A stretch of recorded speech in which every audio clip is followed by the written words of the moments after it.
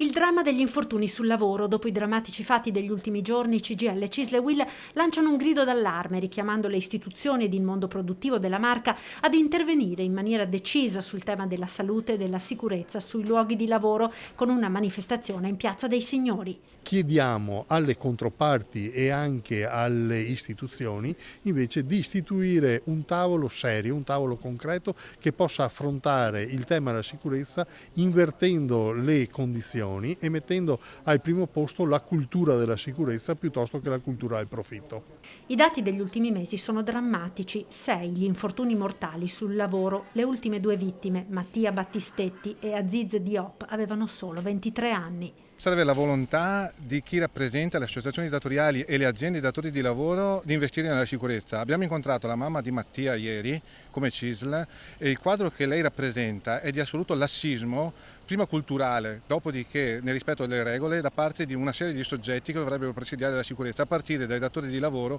che sono i primi che devono garantire la sicurezza e oggi vogliono il Green Pass. Ma il Green Pass lo vogliamo pure noi, se questo è lo strumento per poi applicare anche la sicurezza nel resto dei rischi negli ambienti di lavoro.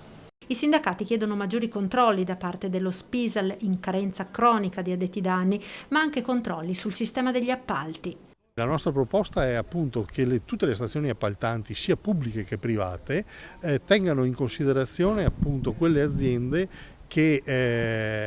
al quale viene assegnato l'appalto e che mettono al primo posto il sistema della sicurezza, che si fanno certificare, che si fanno verificare e che si fanno monitorare anche dal sindacato. Alla manifestazione di domani sono stati invitati anche i familiari delle vittime. Se la sentiranno di essere presenti saranno i benvenuti.